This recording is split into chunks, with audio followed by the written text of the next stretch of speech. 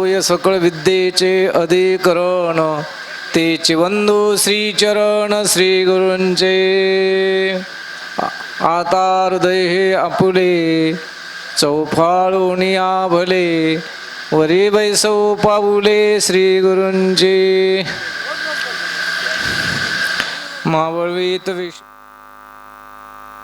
उदयला चंडांशो, अब्दव्याब्जिनी विकाशो वंदो आता. ध्यानमूलं गुरुरमूर्ती, पूजामूलं गुरुपदं, मंत्रमूलं गुरुर्वाक्य मोक्ष.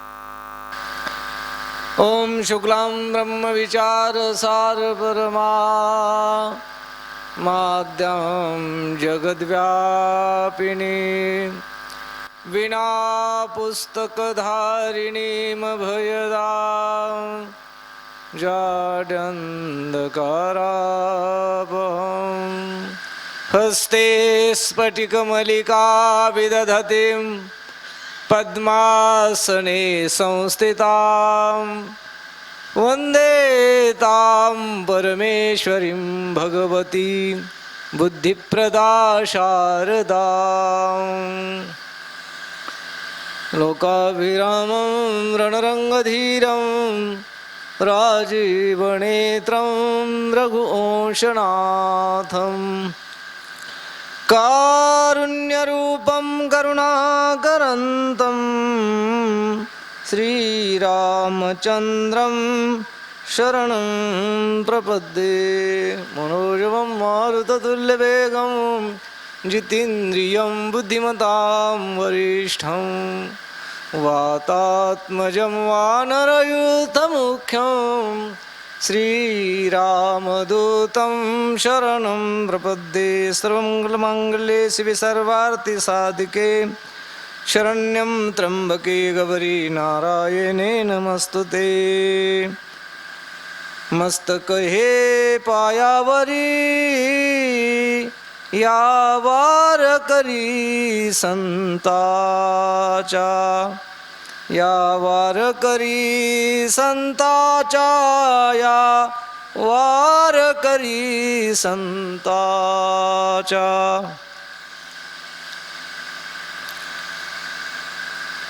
प्राप्त प्रसंगी प्रस्तुत प्रवचन रूपी सेवेकरिता निवडलेली ओवी, संत सम्राट विश्व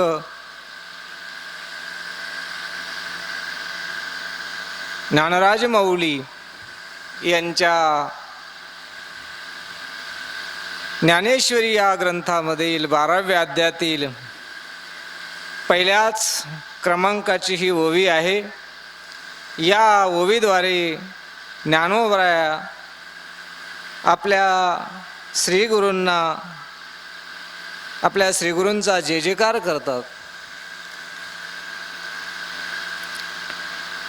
त्याचबरोबर आपल्या श्रीगुरूंकडे जे काही विशेषण या ठिकाणी श्रीगुरूबद्दलचे या ओवीमध्ये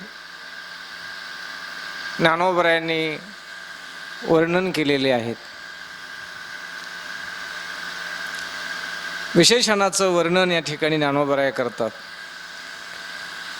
सेवेला, प्रवचन रूपी सेवेला सुरुवात करण्यापूर्वी थोडासा परिहार देणं अगत्याचं आहे.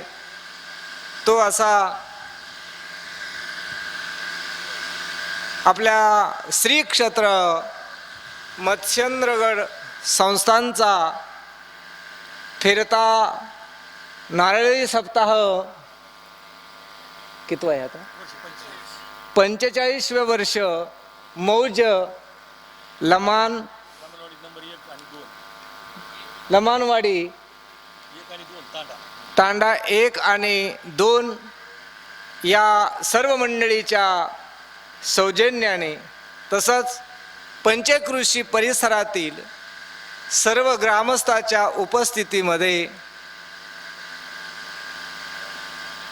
वैकुंठवासी मत्स्येंद्रनाथाच्या व वैकुंठवासी आपलं मत्स्येंद्रनाथाच्या व वैकुंठवासी निगमानंद बाबा धोंडीराम बाबा यांच्या कृपा आशीर्वादाने या गडाचे द्वितीय महंत विद्यमान आदरणीय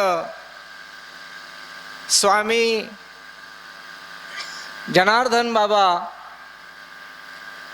यांच्या शुभ हस्ते अध्यक्षतेखाली आणि उपस्थितीमध्ये आपल्या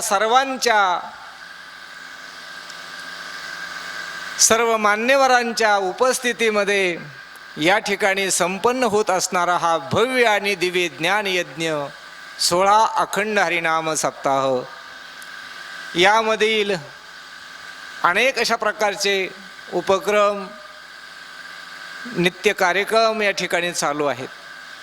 आत्ताच आदरणीय श्री विजू महाराज सुलाखे बाबा यांचा आत्ताच नुकतंच रामायण पार पडलेलं आहे. एवढ्यामध्येच मी अगदी त्यांचं लहानपणी तागडगावमध्ये रामायण ऐकलं होतं. लई त्यांचं त्यावेळेस 35-40च्या आसपास वय असेल त्यावेळेस. परंतु आजही त्यांच्या त्या शब्दामध्ये आवाजामध्ये तोच आनंद आजही ऐकायला आपल्याला सर्वांना मिळतो. गेली अनेक वर्षापासून बाबांनी त्यांचा रामायणाचा कार्यक्रमाचा जो काही कार्यक्रम आपल्या सप्ताहामध्ये नेमाप्रमाणे ठेवलेला आहे तो आजही चालू आहे. आणि म्हणून ते आपल्या जीवनामध्ये धन्यता मानतात.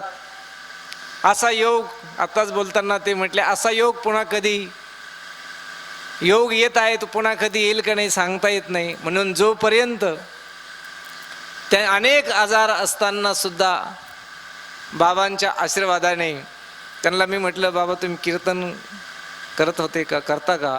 त्यांनी सांगितलं, पूर्वीच्या काळामध्ये मी कीर्तनं केली, परंतु भीमसेन बाबांनी सांगितलं की तुम्ही कीर्तन करू नका. मी क्षत्रिय असून सुद्धा थकलो आहे समाजाच्या पुढे, तेव्हा तुम्ही हे 2च कार्यक्रम रामायण आणि भागवत करा. म्हणून निगमानंद बाबांनी त्यांना दिलेला आशीर्वाद तो फेटा बांधलेला त्यांनी सांगितलं एका सप्ताहामध्ये. म्हटले त्यांचा आशीर्वाद आहे म्हणूनच हे कार्यक्रम चालू आहे. असो, आज या ठिकाणी या सप्ताहामध्ये मत्स्येंद्रगडची सर्व मंडळी, गावातील सर्व मंडळी, आसपासची सर्व मंडळी, सेवाधारी मंडळी या ठिकाणी उपस्थित आहे. आपल्या निगमानंद बाबाच्या, विश्वंभर बाबाच्या सहवासामध्ये त्यांचा आशीर्वाद घेऊन आळंदी पासून तर काशीपर्यंत वाराणसीला जाऊन त्यांनी जे आपल्या संप्रदायाला अभिप्रेत आहे त्या विद्येचं संपादन करून ज्ञानदानाचं काम आळंदी क्षेत्रामध्ये आपल्याच संस्थांच्या असणारा त्या ठिकाणचा जो मठ आहे त्या ठिकाणी अनेक विद्यार्थी, संस्कृत असेल, आपल्या संत वाङ्मयाचा विषय चिंतन असेल, या सर्व शास्त्राचं चिंतन, विद्यार्थ्यांना विद्यादान करण्याचं काम महाराज करत आहेत. खऱ्या अर्थानं आपल्या परिसराचं ते वैभव आहेत. त्याचा सार्थ अभिमान आपल्या सर्वांनाच आहे, आपणाला आहे, आम्हालाही आहे. म्हणून आपल्या परिसरातील पूर्वी आळंदीला स्वानंद सुखनिवासी जोग महाराज यांच्या संस्थेमध्ये आपल्या परिसरातले कोळसांगवीचे आपल्या सर्वांचेच गुरु असणारे विठ्ठल बाबा घुले यांनी आळंदीच्या संस्थेला आपलं जीवनदान दिलं. हे ते खऱ्या अर्थानं तुमच्या आमच्याकरताच. आणि त्यांचेच असणारे शिष्य म्हणजे आपले श्री स्वामी जनार्दन बाबा, की ज्यांनी घुले बाबांची वैकुंठवासी आदरणीय जयराम महाराज भोसले संस्थेचे अनेक मोठे बाबा, वैद्य बाबा, निकम बाबा, मधुकर बाबा, ही जी सर्व संत मंडळी या सर्वांची सेवा करून आशीर्वाद घेतला आणि त्या आशीर्वादाचाच परिणाम म्हणून आज मत्स्येंद्रगडाचे ते महंत या ठिकाणी बनलेले आहे. खऱ्या अर्थानं सेवेशिवाय, आशीर्वादाशिवाय माणसाचं जीवन घडत नाही, लक्षात ठेवा.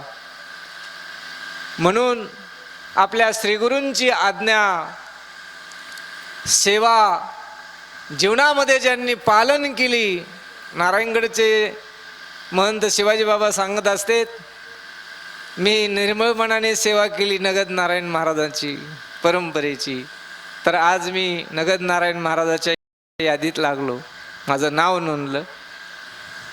तसं संतांची सेवा केली की आपल्या जीवनामध्ये आपण मोठे झाल्याशिवाय राहत नाहीत. शरीराने नाही मोठे होत, लक्षात ठेवा. शरीराने माणूस जेवढा आहे तेवढंच राहतं, लक्षात ठेवा. परंतु त्याच्या विचारानं, त्याच्या ज्ञानानं, त्याच्या सद्विचारानं, त्याच्या जीवनातल्या विचारतेच्या संपन्नतेनं तो खऱ्या अर्थानं जीवनामध्ये मोठा होत असतो.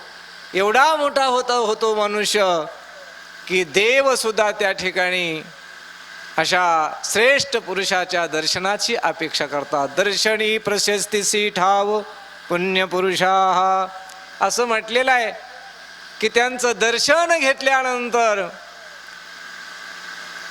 जगातली तुम्ही आम्ही तर भाग्यवान आहोतच, अगदी त्यांचं दर्शनाच्या, त्यांच्या भेटीच्या इच्छेची अपेक्षा अशा प्रकारचं करत असतात.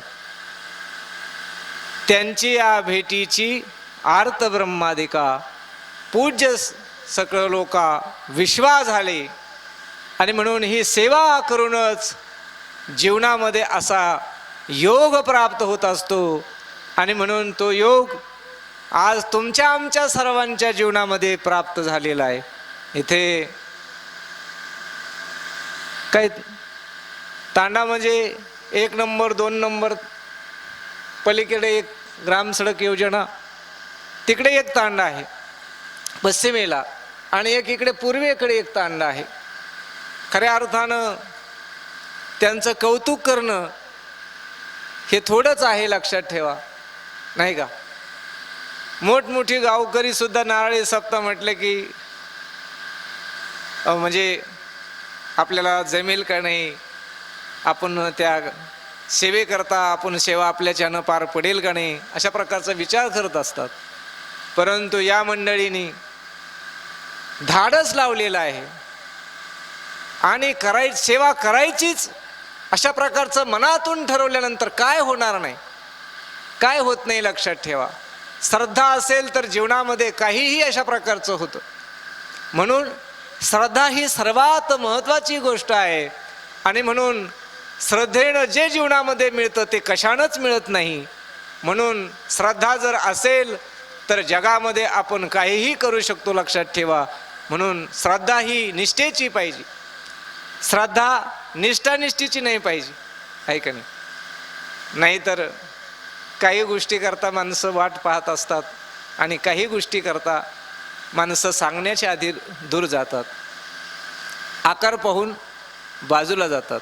त्याला निष्ठानिष्ठीची श्रद्धा आपण म्हणत असतो. म्हणून श्रद्धा आमच्या ज्ञानेश्वर महाराजासारखी असावी. श्रद्धा वैकुंठवासी प्रातस्मरणीय आपले निगमानंद बाबासारखी श्रद्धा असावी. काय श्रद्धा? बाबांनी सांगितलं 75 वर्ष मी भ्रांती या ठिकाणी फिरलो, म्हटले समाजाच्या सेवेकरता, संस्थांच्या विकासाकरता, तुमच्या आमच्या जीवनाचा सर्वाचा विकास होण्याकरता रात्रंदिवस त्यांनी प्रयत्न केला. कुठे जरी गेले तरी परंतु वेळेला गडावरती येऊन पुन्हा मंडळी त्या ठिकाणी येते आणि म्हणून त्यांच्या जीवनातल्या अडीअडचणी त्यांना विचार देऊन मच्छिंद्रनाथाचा आशीर्वाद देऊन खऱ्या अर्थानं त्यांनी या ठिकाणी तुमच्या आमच्याकरता जीवन समर्पित केलेलं आहे. म्हणून तुकोबराय सांगतात, काय त्यांच्या सेवेतून आपण उत्तीर्ण व्हावं, काय द्यावे त्याची व्हावे उतराई, ठेवीत हा पायी जीव थोडा. आपण काय काय देणार आहेत त्यांना आणि काय दिल्यानंतर आपण उत्तीर्ण होऊ त्यांनी केलेल्या उपकारातून. तुकोबराय सांगतात, काय आहे आपल्याकडे ठेवण्याकरता. पैशा पाण्याचा विषय सोडून द्या, जाऊ द्या, पण तुकोबराय सांगतात, ठेवीत हा पायी जीव थोडा. आपण जीव जरी त्यांच्या पायावरती ठेवला तरी परंतु तो थोडा आहे. ज्ञानोबरायांच्या, तुकोबरायांच्या, आमच्या जोग महाराजा, बंकट स्वामी महाराज, नगद नारायण महाराज, वामन भाऊ, भगवान बाबा, धुंडीराम बाबा, भीमशिव महाराज, महादेव बाबा, आबादेव महाराज, भागवत बाबा, विश्वर भारती, अनेक संत मंडळी आपल्या या परिसरामध्ये, महाराष्ट्रामध्ये उभं संताचं पीक आहे असं गुले बाबा म्हणायचे. आपल्या महाराष्ट्रामध्ये संतांचं पीक आहे आणि त्यातले त्यात आपल्या बीड जिल्ह्यामध्ये आणि बीड जिल्ह्यातून त्यातले त्यात शिरूर तालुक्यामध्ये आहे का नाही. हनुमान बाबा इतकी संस्थानं आहेत की 1-1 किलोमीटरवर संस्थान आहे. इथे बाबाचं संस्थान आहे. पलीकडे बाबांनी शिष्य बसवलेले आहेत. येळमला रामेश्वर महाराज. थोडं पलीकडे गेलं की नामदेव शास्त्री त्यांचे शिष्य नवनाथ महाराज बसले मच्छिंद्रनाथ गडावर. थोडंच पलीकडे गेलं शिरूरला की आबादेव महाराजांच्या संस्थानावरती विवेकानंद शास्त्री आहेत. थोडं पलीकडे गेलं 1-7 किलोमीटर की भागवत महाराजांच्या गादीवरती भानुदास शास्त्री. थोडं पलीकडे गेलं की गणेशानंद स्वामीचा गड त्रिविक्रम शास्त्री. थोडं पलीकडे गेलं की महादेवानंद भारती. थोडंसं पलीकडे गेलं की गहिनीनाथ गड, मध्ये हातोल्याचा महाराजांचा गड. थोडं पलीकडे गेलो तिकडे पलीकडेही संस्थान आहेत. फार पाटोद्यापासून असं फिरत जर आलो तर या 2 तालुक्यामध्ये खाली आलो की लगेच नगद नारायण महाराजांचा गड आहे. तिकडे हनुमान गड आहे. हनुमान महाराज आपले येवले पलीकडे नायगाव. इथे मध्ये आलोत की आमचं जालिंद्रनाथाचं संस्थान आहे. थोडं इकडे आलोत की तळेकर बाबांचं आहे. मध्ये विघ्ने महाराजांचं आहे आनंदगावला. ऐक म्हणजे किती संस्थान आहेत. आपल्या परिसराच्या लोकांचं खरंच त्यांचे आम्ही उपकार मानतो की एवढ्या साधू लोकांना आपण या ठिकाणी सांभाळतो. खरंच बाहेर गेल्यानंतर सप्ताहापुरतं सांभाळतात महाराज लोकांना, पण कायमस्वरूपी जसं आळंदीमध्ये हजारो विद्यार्थ्यांना आळंदीचा परिसर सांभाळतो तसं हा परिसर सुद्धा आळंदीहून आलेल्या या सर्व संत महंतांना सांभाळणारा हा आपला परिसर आहे. आपल्या परिसराला द्यावेत तेवढे धन्यवाद थोडे आहेत, लक्षात ठेवा. त्यांचं सांसारिक जीवनाचं काम पाहून उर्वरित आणि अशा प्रकारची ही संत महंतांची सेवा करतात. बघा ना, आपल्या जिल्ह्यामध्ये किती नारळी सप्ताह येतात. निगमानंद बाबांच्या मच्छिंद्रगडाचा नारळी सप्ताह, 4 तारखेला नारायणगडचा नारळी सप्ताह, आता गैनाथगडचा वामन भाऊचा जन्मशताब्दी सोहळा चालू आहे चिंचपूरला, बडे चिंचपूर. लगेच नारळी सप्ताह त्यांचा मानूरला आहे. तिकडे नारायण महाराजांचा सप्ताह, वार्षिक नारळी सप्ताह त्यांचाही पाडव्याला चालू झालेला तिकडे आहे. इकडे रामगडला आपल्याकडेच शिकलेले आपले योगीराज महाराज, त्यांचा तिकडे चालू होता, आता संपला असेल मला वाटतं. म्हणून आपल्या परिसरामध्ये फार मोठा हा संत महंतांची सेवा, अन्नदान, ज्ञानदान, अर्थदान आणि शारीरिक सेवा अशा प्रकारची हे वामन भाऊंची पुण्यतिथी आणि नगद नारायण महाराजांची पुण्यतिथी, जोग महाराजाच्या पुण्यतिथीपासून त्याच्या आधीपासून सुरू झाल्यानंतर आम्हाला जवळजवळ आषाढीला जाईपर्यंत कीर्तन ऐकायचे म्हटलं तर रोज कीर्तन ऐकण्याकरता आहे त्या परिसरामध्ये. आणि म्हणून खऱ्या अर्थानं आपण भाग्यवान आहोत. तुकोबराय संतात उजळले भाग्य आता, अवघी चिंता वारली संत दर्शन हा लाभ, पद्मनाभ जोडला. आता इथे आपल्याच गावातले शास्त्री महाराज, त्यांचं नाव काय?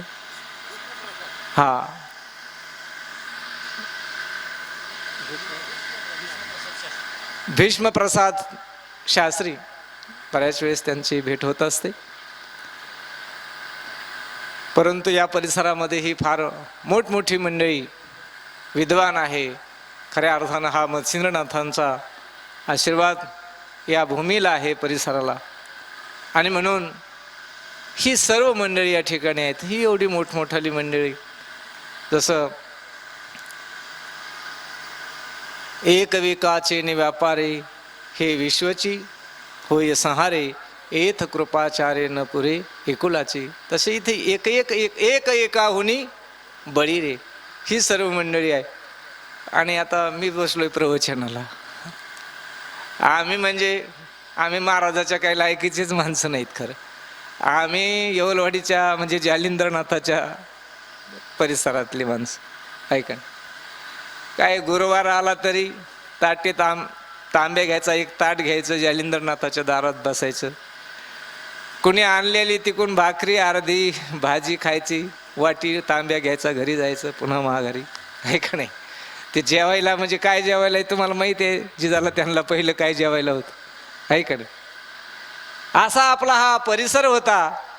परंतु संतांनी तुमच्या आमच्यावरती कृपा केली, कृपया केली संतजनी, माझी अलंकारिली वाणी, प्रीती ही लाविली चरणी, तुका चरणी लोळत असे.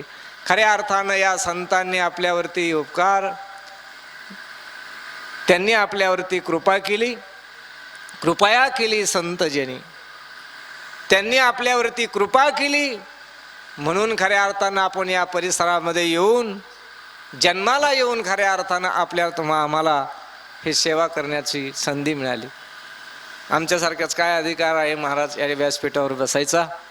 परंतु काही का होईना ह्या संतांच्या एक कुठंतरी पायाच्या जवळ म्हणा, त्यांच्या परिसरात म्हणा, बाजूबाजूनी राहिल्याचा मुळे या ठिकाणी दोन शब्द बोलण्याची संधी प्राप्त झालेली आहे. नाहीतर जीवनामध्ये हे घडू शकत नाही. पूर्वी मग कोणीतरी बोलता बोलता सांगितलं, म्हणले महाराज, जीवनामध्ये भगवत भक्ती आणि संत सेवा ही काहीतरी अनंत पुण्याईनं प्राप्त होत असते, लक्षात ठेवा. आहे का नाही? असं मृदंग शिकण्याकरता, गायन शिकण्याकरता गीता, ज्ञानेश्वरी, वृत्ती प्रभाकर, पंचदशी, विचारसागर ही काही मोठमोठाली ग्रंथ आहेत. याच्यापेक्षाही पुढे मोठाली ग्रंथ आहेत, उपनिषद. हे असं शिकण्याकरता सर्वांच्या जीवनामध्ये भाग नाही प्राप्त होत, लक्षात ठेवा. परंतु ज्याच्या जीवनामध्ये संतांची कृपा झाली, संतांची भेटी झाली, तर निश्चितच अशा प्रकारे जीवनामध्ये नसणारा योग आणि अशा प्रकारचा प्राप्त होत असतो. म्हणून आज भेटी झाली या संतांची. या संतांची भेटी झाली की जीवनामध्ये योग येतो. आणि म्हणून ज्ञानोबराय त्यांच्याबद्दल, असे जे संत आहेत, असे माझे गुरु आहेत, त्या श्रीगुरूंच्या कृपेनं असा ग्रंथ, श्रेष्ठ असणारा ग्रंथ म्हणजे श्रीमद भगवद्गीता आपण या महाराष्ट्रामध्ये नव्हे, भारत देशामध्ये आपण आपला धर्मग्रंथ जर म्हटलं तर काय आहे? गीता आहे. आपला ग्रंथ जर कोणता असेल, धर्मग्रंथ असं म्हटलं की गीता. ऐका ना, संत म्हटलं की ज्ञानोबराय, तुकोबराय. ऐका नाही. आणि पंथ म्हटलं की वारकरी किंवा नाथ पंथ, वारकरी पंथ. म्हणून अशा प्रकारचं आपलं हे वाङ्मय श्रेष्ठ असणार. आणि म्हणून या गीतेवरती अनेक लोकांनी विचार केला.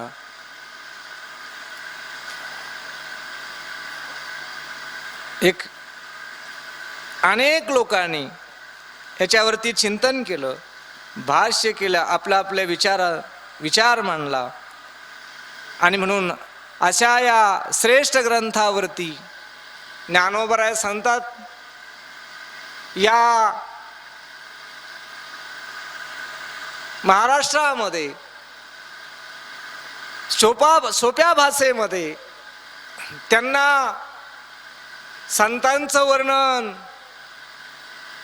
धर्मशास्त्राचं वर्णन, भगवंताचं मत, शास्त्राचं मत हे सर्वांना सहजपणे कळावं, आपल्या मराठी भाषामध्ये कळावं म्हणून ज्ञानोबरायांनी प्रगट गुहे बोले विश्व ब्रह्मची केले, रामा जनार्दनी चरणी मस्तक ठेविले.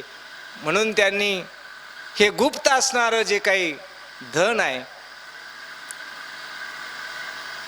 कारण गीता ही संस्कृतमध्ये आहे आणि संस्कृत भाषा सर्वांनाच कळते असं थोडंच आहे.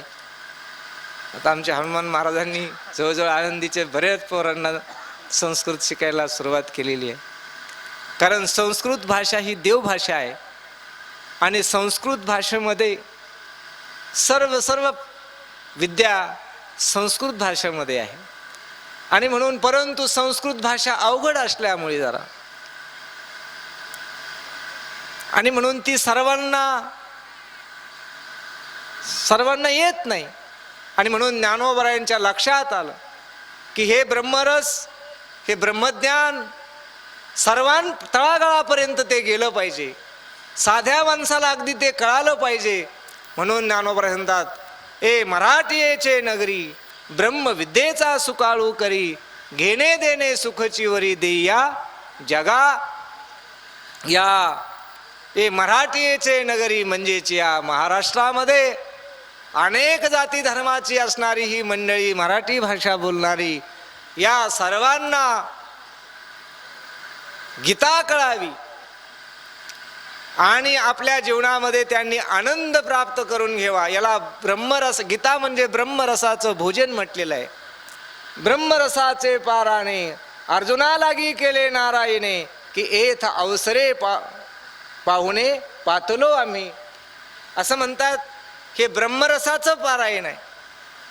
अर्जुना लागी केले नारायणे, अर्जुना करता भगवंतानी ते सांगितलेलं आहे. परंतु एथ अवसरे पाहुणे पातलो आम्ही. अचानक एखाद्या माणसाची, श्रीमंत माणसाची पंगत असावी, आहे का नाही? आता सप्ताहामध्ये कोणत्या माणसाची असली तरी सर्वांना सारखीच पंगत असते म्हणा, आहे का नाही? पण काही आपण असं ठरवू की श्रीमंत माणसाची पंगत आहे, त्या पंक्तीमध्ये काय असतं महाराज? समर्थाची आ पंक्ती भोजनी, तळिल्या वडिल्या एकची पक्वानी. त्यांच्या पंक्तीमध्ये सर्वांना सारखंच, तिन्ही ताळात जरी जेवायला बसली तरी सर्वांना सारखंच जेवण असतं का? का खालच्याला वेगळं, मधल्याला वेगळं आणि वरच्याला वेगळं? नाही, सर्वांना समर्थाची आ पंक्ती भोजनी, तळिल्या वळिल्या एकची पक्वानी. सर्वांना सारखं भोजन, सर्वांना. आणि म्हणून त्या पद्धतीनं या ठिकाणी म्हणतात, हे अर्जुना लागी ब्रह्मरसाचं ताट, भोजन भरवलेलं ताट आहे, परंतु आम्ही अचानक त्या ठिकाणी पोहोचलो आणि त्याचा लाभ आम्हाला झाला. म्हणून असं हे ब्रह्मरसाचं भोजन असणारं म्हणजे श्रीमद भगवद्गीता. आणि म्हणून तेच ब्रह्मरसाचं भोजन आम्हाला देण्याकरता ज्ञानोबरायांनी त्याच्याकरता अवतार घेतला, आहे का नाही?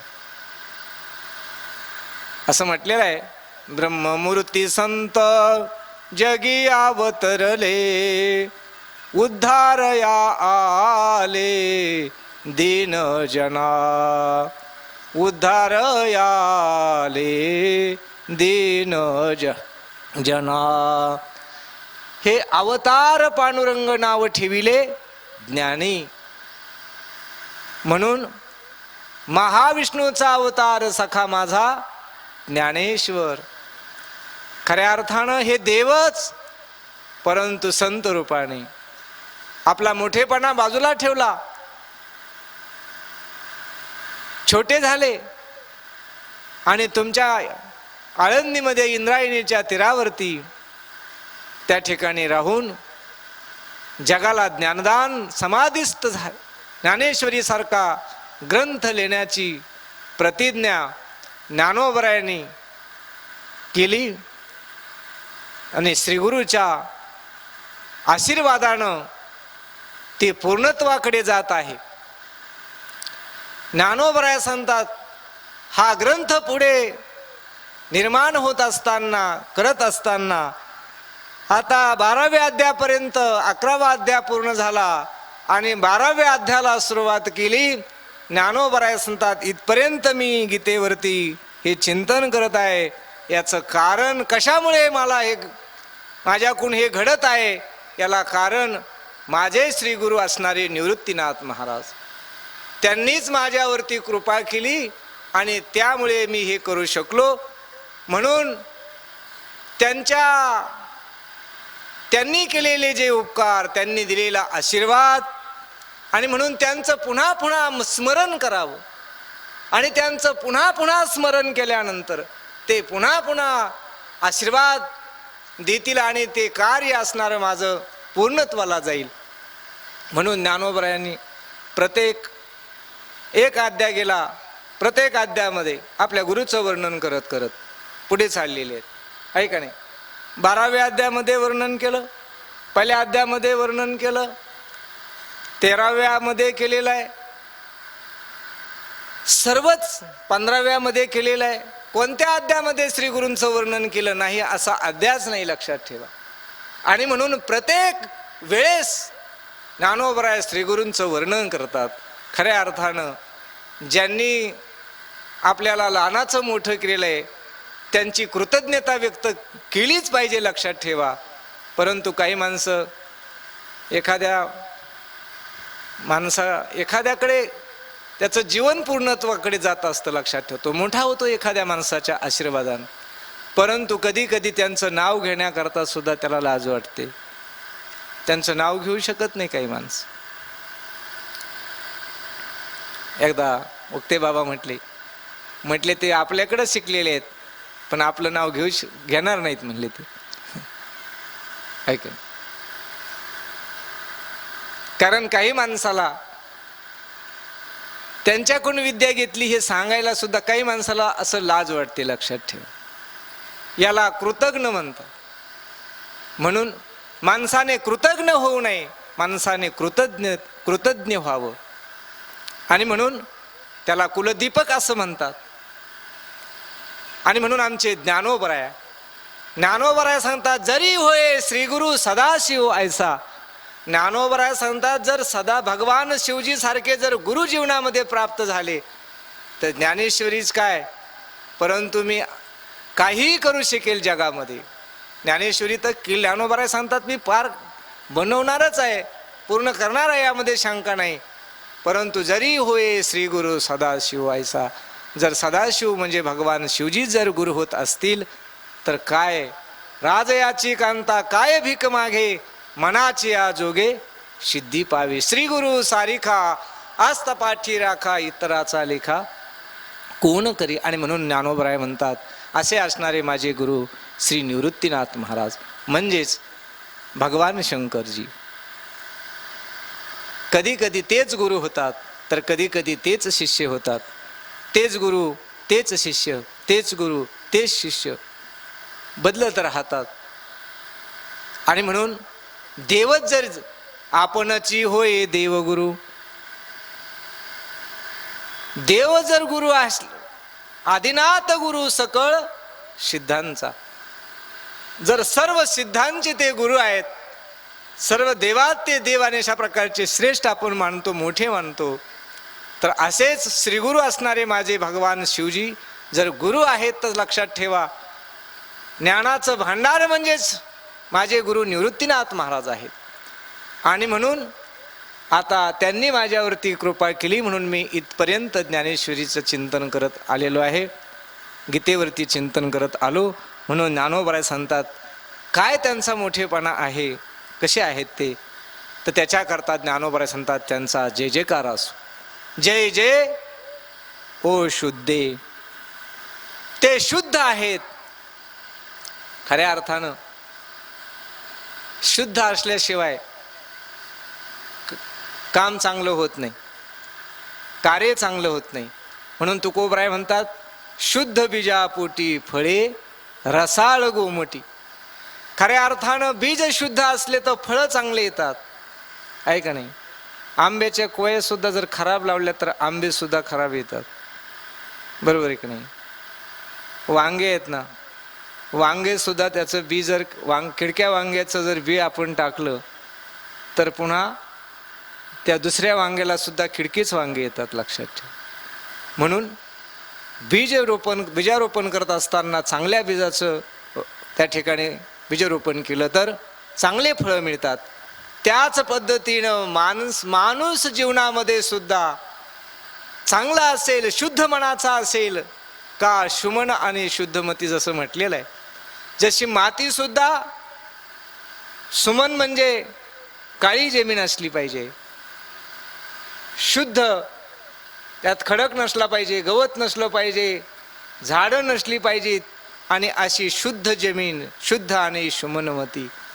आणि मग त्याच्यामध्ये पेरलेली केळी लावा, ऊस लावा, द्राक्षे लावा, जे जे तुम्हाला त्या ठिकाणी लावायचंय ते 100% आपल्याला त्याचा फायदा मिळणार,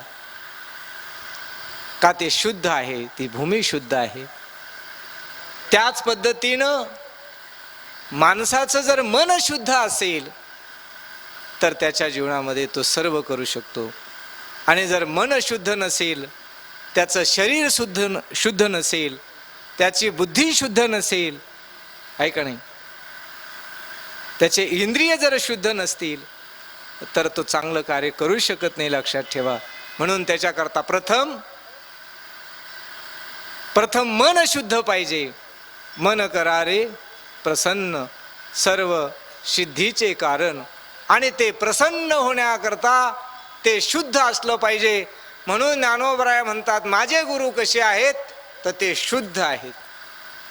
अनेक देव आहेत, इंद्र आहे, चंद्र आहे, ब्रह्मा आहे, म्हणजे 33 कोटी देव आहेत, परंतु माझ्या श्रीगुरु सारखे नाहीत. कुणाकडे काही ना काही दोष आहे. चंद्राकडे पाहितलं तर चंद्राला डाग आहे, सूर्याकडे पाहितलं तर लांछन आहे, चंद्रमेजे लांछन, चंद्राकडे डाग आहेत. सूर्याकडे पाहितलं तर मारतंड जे तापहीन, तो तापमान आहे त्याच्याकडे, त्याच्या सावलीला 12-1 वाजल्यानंतर कुणी बसू शकत नाही सूर्याच्या प्रकाशामध्ये. चंद्र आहे, प्रकाशमान आहे, पण चंद्राच्या ठिकाणी सुद्धा डाग आहे. परंतु ज्ञानोबराय सांगतात, नाथ महाराज सांगतात नमो ज्ञानेश्वरा निष्कलंका, जयाची वाचिता गीतेची टीका, ज्ञान होय अति भाविका ग्रंथारतिया. असे नाथ महाराज ज्ञानोबरायचं वर्णन करतात. नमो ज्ञानेश्वरा निष्कलंका, निष्कलंक आहेत म्हणजेच शुद्ध आहेत. आणि ज्ञानेश्वर महाराज आपल्या गुरुचं वर्णन करतात निवृत्तीनाथाचं की ते शुद्ध आहेत. जय जय ओ शुद्धे. पुन्हा दुसरं विशेषण देतात उदारे प्रसिद्धे. ते शुद्ध असल्यामुळे उदार आहेत. कशामध्ये? ज्ञानदान करण्यामध्ये. संत उदार उदार संत उदार उदार, भरले अनंत भांडार. संत उदार उदार संत उदार उदार.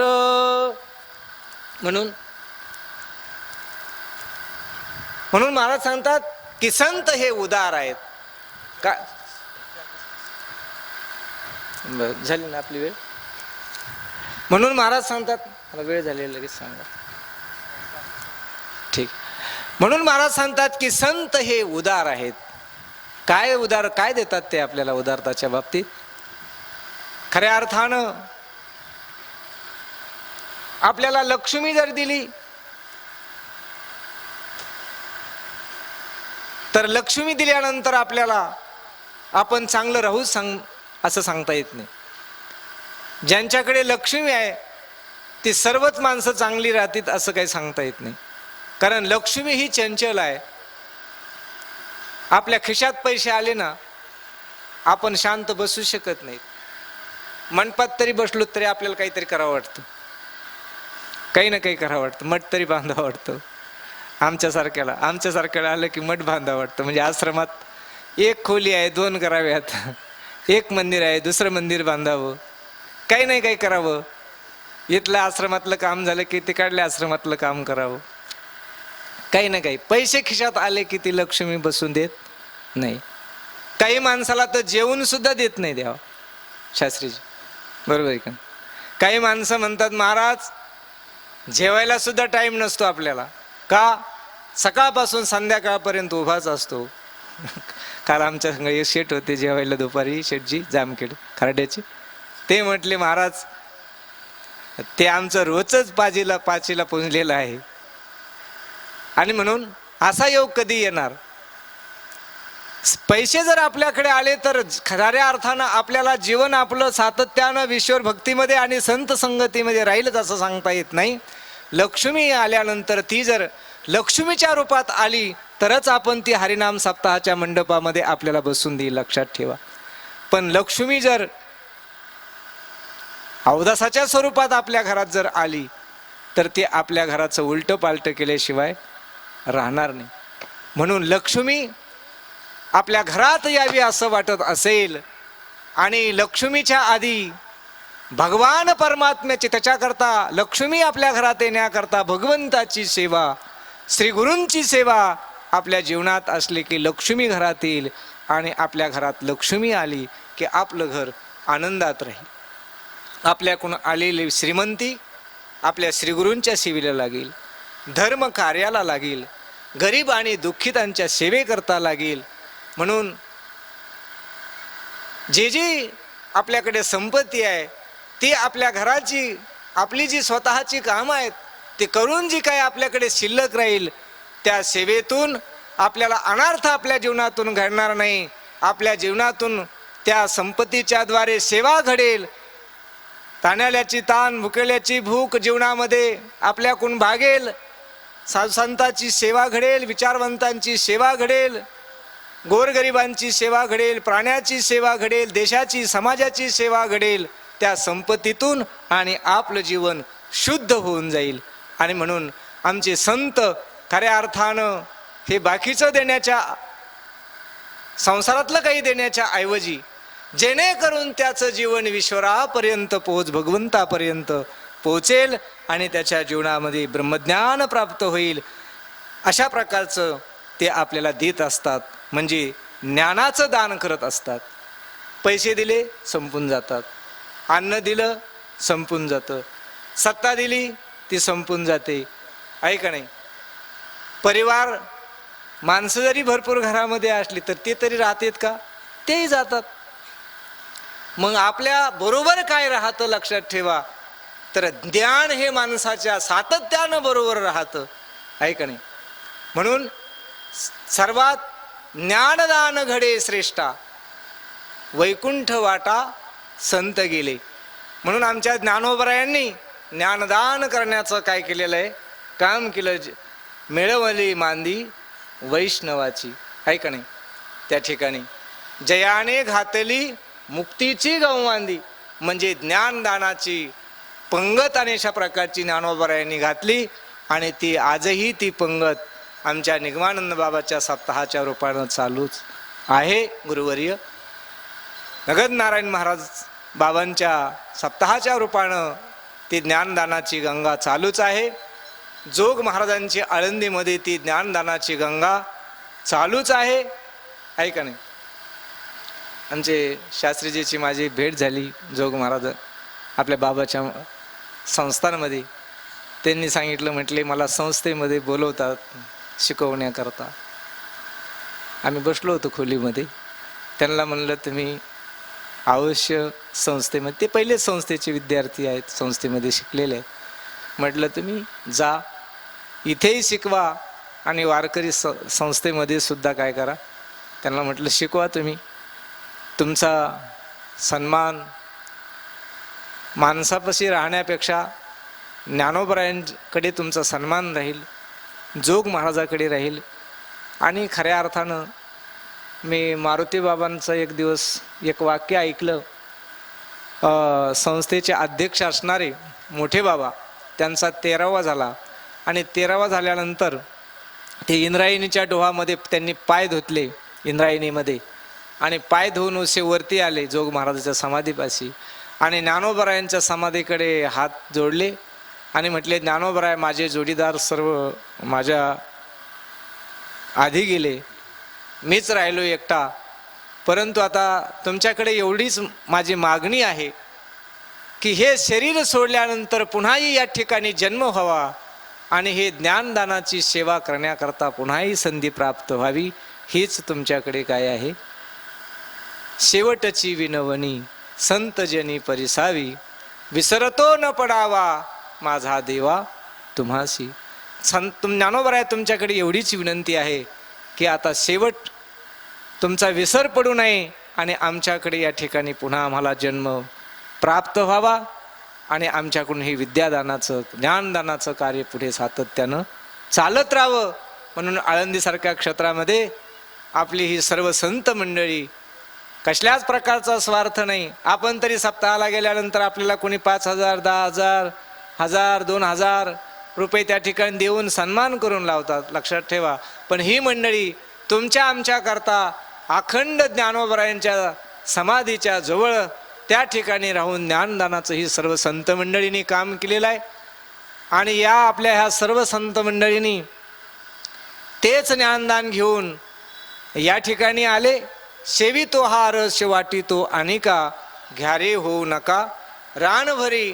म्हणजे स्वानंद सुखनिवासी आमचे बंकट स्वामी महाराज यांनी ही ज्ञानदानाची गंगा आपल्या या महाराष्ट्रामध्ये मराठवाड्यामध्ये या ठिकाणी ओळली. स्वामी असं म्हणतात, स्वामी म्हणतात चमत्कार करायचे असले तर आम्ही क्षणोक्षणाला सुद्धा करू शकतो.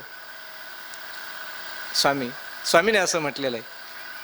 मी असं ऐकलंय की स्वामी मेलेली माणसं सुद्धा स्वामींनी जिवंत केली. नारायणगडावरती दर्शन आले माणिकबाबांच्या.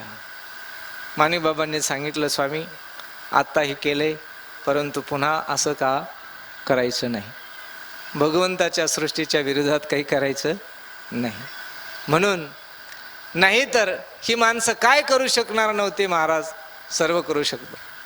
आपले वक्ते बाबा मला म्हणायचे, आम्ही ही अशी लाईन लावली असती लोकांची, हे विद्या शिकून बाकीची अशी लोकांची लाईन लागू शिकली असती, असं करू शकलो असतो आम्ही. परंतु ते आपल्याला करायचं नाही. म्हणून जीवनामध्ये अध्यात्म विद्या ही सर्वात श्रेष्ठ आहे. राजविद्या राजगुह्यम पवित्रम मेदमुत्तमम. आणि म्हणून ही राजविद्या असणारी ही जीवनामध्ये प्राप्त करून आपलं जीवन अनेशा प्रकारचं संपन्न आणि सुखी बनवण्याचं काम संत करत असतात, श्रीगुरु करत असतात. म्हणून माऊली म्हणतात, जय जय ओ शुद्धे उदारे प्रसिद्धे. ते उदार आहेत आणि प्रसिद्ध आहेत अशा लक्षात ठेवा. काही माणसं उदार असतात पण ते माहीत नसतात लोकांना. काही दाते उदार असतात पण सर्व लोकांना माहीत नसतात. काही दाते उदार असतात पण त्यांच्याकडे देण्याकरता काही नसतं. काही दाते उदारही असतात आणि ते प्रसिद्धही असतात. तसे आमचे ज्ञानेश्वर महाराज कसे आहेत, माऊली म्हणतात तर ते प्रसिद्ध आहेत. उदारे प्रसिद्धे. काय करतात, अनवर्त आनंदे वर्षिती. अनवरत अशा प्रकारचा आनंदाचा वर्षाव आपल्या जीवनामध्ये सातत्यानं करत राहतात. या जन्मात नाही तर हा जन्म आपण हे शरीर सोडल्यानंतर सुद्धा पुढल्या जन्मात सुद्धा त्यांचा आशीर्वाद आपल्या बरोबरच राहणार आणि ते आनंदाचा आशीर्वाद आपल्या जीवनामध्ये अखंड आनंदाचाच वर्षाव करत राहणार आहे का नाही. म्हणून आपण म्हटलेलं आहे की असा जर साधक ईश्वरभक्तीमध्ये जर राहिला, श्रीगुरूच्या संगतीमध्ये राहिला, तर एका जन्मामध्ये जरी तो त्यांच्याकडे प्रार्थना करतो आणि माझ्या या अल्पशा सेवेला मी काही खरं सांगतो म्हणजे मी काहीच शिकलो नाही, व्याकरणही शिकलो नाही, जास्त संस्कृतही शिकलो नाही, परंतु हे 2 शब्द जे काही या ठिकाणी बोललोय ते ज्ञानोबा सांगतात, किंबहुना तुमचे केले धर्मकीर्तन हे सिद्धी गेले, एथ माझे जे उरले पायिकपण. अशा प्रकारची एक आपण या ठिकाणी अज्ञानी आहोत, परंतु त्यांच्या आता या गडाचे जे महंत बाबाजी आहेत, मी आळंदीला त्या ठिकाणी गेलो होतो त्यावेळेस त्यांची मला भेट झाली. त्यांनीसुद्धा आम्ही आळंदीला असताना आम्हाला जे काही अडचणी आल्या त्या अडचणी सोडवण्याचं काम त्यांनी आम्हाला मदत त्या काळामध्ये सुद्धा आळंदीमध्ये केलेली आहे आणि आजही त्यांची मदत आहे. म्हणून अशाच प्रकारचं आमचं हे भक्तीचं नातं सातत्यानं राहावं अशी नाथांच्या चरणी प्रार्थना करतो. बाबांचे जे काही संकल्प आहेत मोठ्या बाबांचे, ते संकल्प आपले बाबा निश्चित आपल्या सर्वांच्या आशीर्वादाने सर्वांना सोबत घेऊन ते निश्चित पूर्ण करणार आहेत. पंढरपूरची जागा पुन्हा बाबांनी घ्यायचा संकल्प केला होता, तीही बाबांच्या असतानाच मला वाटतं घेतली. जागाही त्या ठिकाणी फार मोठी घेतलेली आहे. अलीकडे आळंदीलाही फार मोठा आश्रम बांधलेला आहे, बाबांनी पैठणलाही बांधलेला आहे. आणि म्हणून जी काही उर्वरित कामं आहेत ती होणारच आहेत. आणि म्हणून ही मच्छिंद्रगडाची आपल्या परिसराचं वैभव म्हणजे मच्छिंद्रनाथ संस्थान आहे. ही सर्वच संस्थानं आहेत, पण त्याच पद्धतीनं मच्छिंद्रगड एक आदर्श आणि पवित्र अशा प्रकारचं हे संस्थान, ही गादी आहे. आणि म्हणून या गादीला सातत्यानं नतमस्तक होतो आणि माझ्या सेवेला याच ठिकाणी पूर्णविराम देतो. निणते पृते अधिक ते सरते करून घ्यावे तुमते विनमित असे. विठ्ठल विठ्ठल विठ्ठल विठ्ठल विठ्ठल विठ्ठल. आता विश्वात्मके देवे येणे वाघ यज्ञ तोषावे, तोषोनी मज द्यावे पसायदा नाही. जे खळांची व्यंकटे सांडू तया सत्कर्मी रती वाढो, होता परस्परे पडो मैत्र जीवान. दुरिताचे तिमिर जावो सूर्य पाहावो, जो जेवांशील तो तेला हो. वर्षत सकळ मंगळी ईश्वरनिष्ठांची मांद्याळी, अनवर्त हो मंडळी भेटतो तया भूता. चला कल्पतरुचे अर्व चेतना चिंतामणीचे गाव, बोलते जे अर्णव पियुषांचे. चंद्रमे जे अलांछन आर्तन्न जे तापहीन, ते सर्वाई सदा सज्जन सोयरे होतो. किंबहुना सर्वसुखी पूर्ण हो नितीही लोकी, भजे जो अधिपुरुखी अखंडित. अनेक ग्रंथ उपजीविये विशेष लोकी ये, द्रष्टा अदृष्ट विजय होवावी. एत म्हणे श्री विश्वेश्वराओ, हा होईल दान पसावो. येणे वरे ज्ञान देवो सुखिया, येणे वरे ज्ञान देवो सुखिया झाला. येणे वरे ज्ञान देव सुखिया झाला. हरि ओम शांती शांती.